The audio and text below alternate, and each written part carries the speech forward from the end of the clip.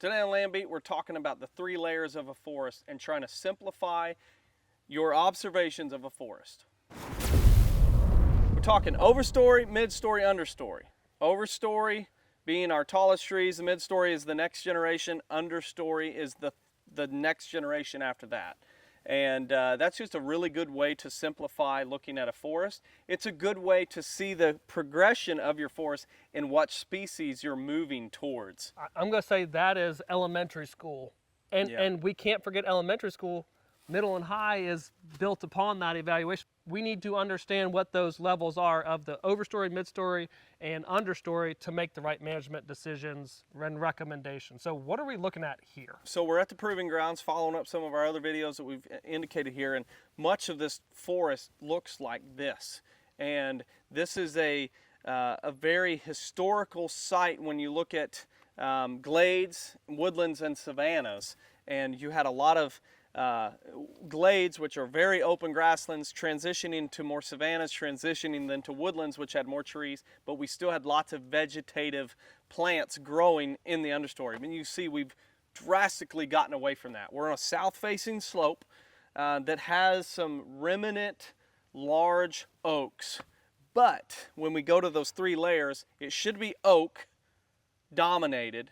Then the mid-story should still be oak dominated. Understory should have lots of oak growing, because if we're going to stay in oak forest or an oak woodland here, we need to see the next generation of oak species to carry the torch, if you will. And it's not happening.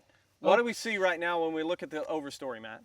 We're seeing completely closed canopy. We're seeing tremendous amount of younger black oak, hickory, and maple on the south-facing slope. Even maple. Which is very odd to be seen in here, but that's indicative of the fact that it's going to be growing here as a shade-tolerant tree. Once that overstory has filled back in completely, then it creates that environment for those species to fill in.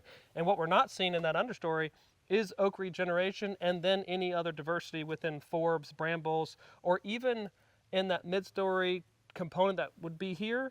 We're not seeing those woodland shrubs either. No. So there's really, outside of the overstory, pretty much nothing present. We've had a overstory fill in that's completely choking out the next generation. So we should be seeing oak overstory, some oak midstory, and a lot of herbaceous understory with a few oak species. And we are seeing a very dominated midstory of hickory and maple, which are 2 things that we need to fix quickly if we want to restore this woodland before all the overstory oaks look like this one behind us, which is dead.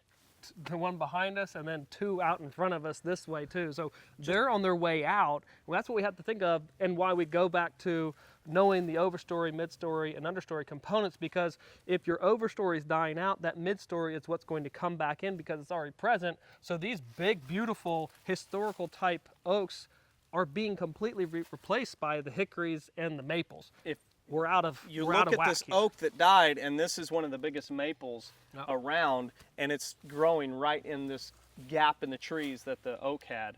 It took its sunlight, its place. Yeah. So that went from an oak to a maple. And if you're talking south-facing slope in a woodland or a savanna setting, that is not what we want. So essentially, we had a big overstory tree die out, and it's not like you got or gained any sunlight. It was immediately replaced. And you know, this is very common, like we see kind of everywhere. It doesn't have to be in southern Missouri at all, but just overstory domination and the lack of understory present, and that tells us that there was previously a lack of forest management.